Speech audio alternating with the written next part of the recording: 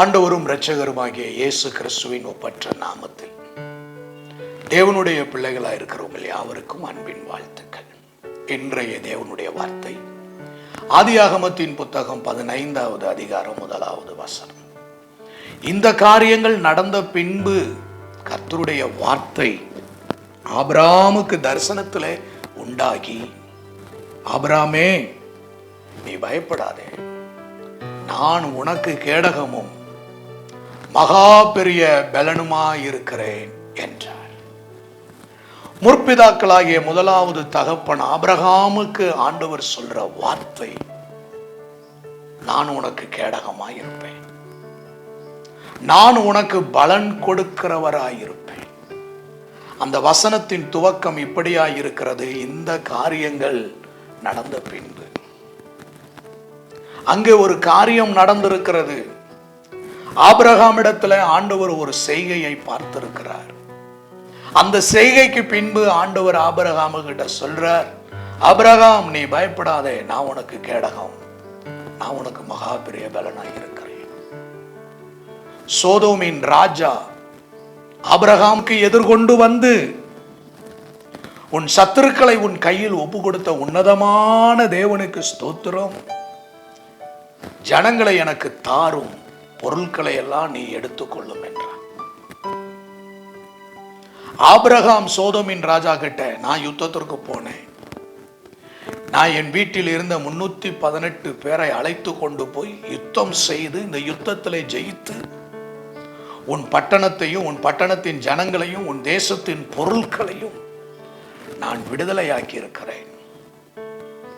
உன் கையின் பிரயாசத்தை நீ சாப்பிடுவா, உனக்கு நன்மையும் பாக்கியம் உண்டாகும்.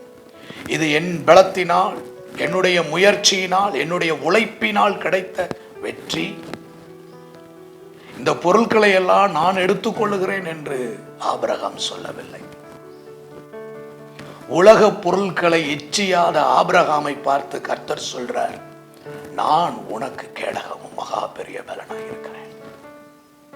ஆபிரகாமை தேடி ஒரு திரள் பொருட்கள், செல்வம், ஆசீர்வாதம் ஆபிரகாமை தேடி வருகிறது. ஆபிரகாம் பொருட்களை தேடி போகவில்லை, ஆபிரகாமை தேடி பொருட்கள் வருகிறது. கர்த்தருடைய பிள்ளைகளாய் இருக்கிற நாம் நம்மை தேடி பொருட்கள் வர வேண்டுமே தவிர நாம் பொருட்களை தேடி ஒரு நாளும் போய்விடவே கூடாது.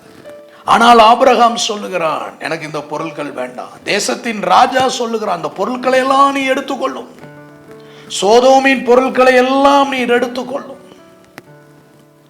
ஆபிரகாம் ஆவிக்குரிய வாழ்க்கையில ஒரு மிகுந்த விழிப்புணர்வு உள்ளவனாயிருந்தான். சோதோமின் பொருட்கள் ஒன்றும் என் கூடாரத்திற்குள் வேண்டாம், சோதோமின் ஆசீர்வாதங்கள் எதுவும் என் வாழ்க்கையில என் வீட்டுக்குள் வேண்டாம். சோதோமின் பொருட்கள், சோதோமினுடைய பொருட்களை தேடி லோத்து சென்றான்.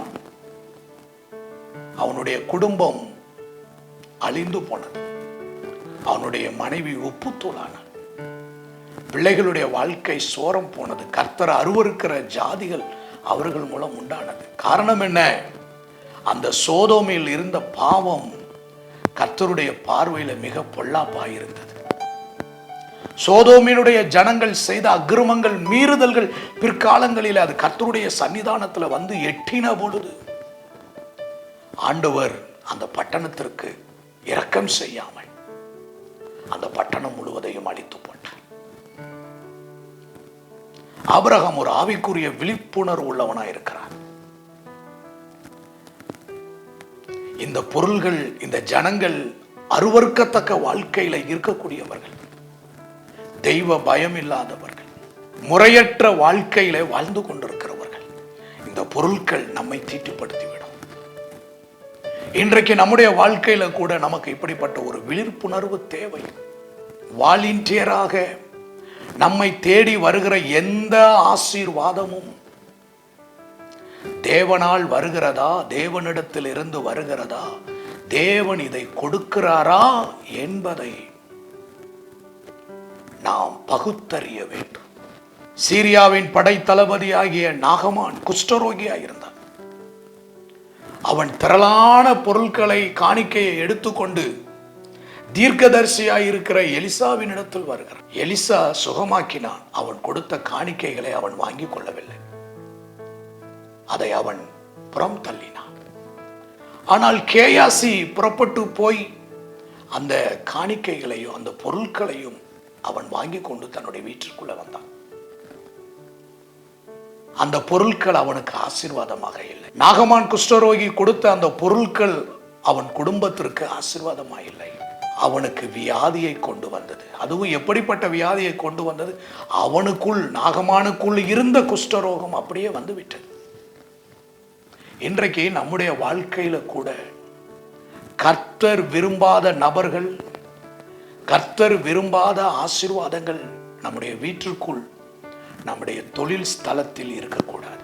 ஒருவேளை கர்த்தர் விரும்பாத ஆசீர்வாதங்களை நாம் நம்முடைய வீட்டுக்குள் வைத்துக் கொள்வோமானால் வேதனைகளும் வியாதிக்கும் அழிவுக்கும் நம்முடைய குடும்பங்கள் உட்பட்டுவிடும். ஆகவே நம்முடைய பொருட்களை குறித்து, நமக்கு வருகிற ஆசீர்வாதங்களை குறித்து நாம் தெளிந்த புத்தி உள்ளவர்களாய் இருக்க வேண்டும். நம்மை தேடி வருகிற ஆசீர்வாதங்கள் கர்த்தரிடத்திலிருந்து வருகிறதா, கர்த்தருடைய சித்தத்தின்படி வருகிறதா, கர்த்தர் இந்த ஆசீர்வாதங்களை நாம் அனுபவித்துக் கொள்ளுகிறதுக்கு அனுமதி தருகிறாரா என்கின்ற வெளிப்பாடுகள் நமக்கு தேவையாய் இருக்கிறது. நம்மை தேடி ஒரு ஆசீர்வாதம் வரும் பொழுது நாம் ஆண்டவரிடத்திலே ஜெபிக்க வேண்டும். ஆண்டவரே, இந்த ஆசீர்வாதம் நீர் தருகிற ஆசீர்வாதமா? இது உம்மிடத்திலிருந்து வரக்கூடிய ஆசீர்வாதமா? இந்த ஆசீர்வாதத்தினால் என் வாழ்க்கை ஆசீர்வாதமாக இருக்குமா என்பதை நாம் ஆண்டவரிடத்தில் ஜெபிக்கும் பொழுது ஆண்டவர் நமக்கு உணர்த்துவார். ஆண்டவர் நமக்கு காண்பிப்பார். ஆண்டவர் நமக்கு தன்னுடைய சித்தத்தை வெளிப்படுத்துவார். உலகத்தின் பொருட்களை, தேவனிடத்தில் இருந்து வராத அந்த பொருட்களை ஆபிரகாம் அள்ளல் தட்டினான். இது எனக்கு வேண்டாம் என்று சொன்னான். இன்றைக்கு ஆசீர்வாதத்தை குறித்து நாம் விழிப்புள்ளவர்களாய் இருப்போம். இன்றைக்கு தேசத்தில் இருக்கிற ஜனங்கள் ஆசீர்வாதத்திற்காக அங்கு இங்கும் ஓடுகிறார்கள். ஆசீர்வாதத்திற்காக எல்லா காரியங்களையும் செய்கிறார்கள். இன்றைக்கு நாம் இந்த ஆசீர்வாதத்துக்குரிய காரியங்களில் ஜாக்கிரதை உள்ளவர்களாய் இருப்போமானால் சாபத்துக்கும் பொல்லாப்புக்கும் விலக்கி நம்முடைய குடும்பங்கள் பாதுகாக்கப்படும். ஆண்டவருடைய கருத்தில் நம்மை ஒப்பு கொடுப்போமா? அன்பின் நல்ல ஆண்டவரே, இந்த நல்ல வேலைக்காக உமக்கு நாங்கள் நன்றி சொல்லுகிறோம். ஆண்டவரே, நாங்கள் ஆசீர்வாதமாய் இருப்பது உமக்கு சித்தம்.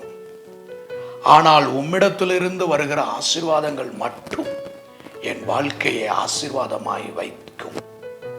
ஆகவே உம்மிடத்திலிருந்து வருகிற ஆசீர்வாதத்திற்காக நாங்கள் காத்திருக்கிறோம். நீர் எங்களை ஆசீர்வதித்து ஐஸ்வர்யவனாய் மாற்றும். இயேசுவின் நாமத்தில் பிதாவே, ஆமென். God bless you. கர்த்தர் உங்களை ஆசீர்வதிப்பார். ஆசீர்வாதத்தை குறித்து தெளிந்த புத்தி உள்ளவர்களாய் நாம் இருப்போம். ஆமென்.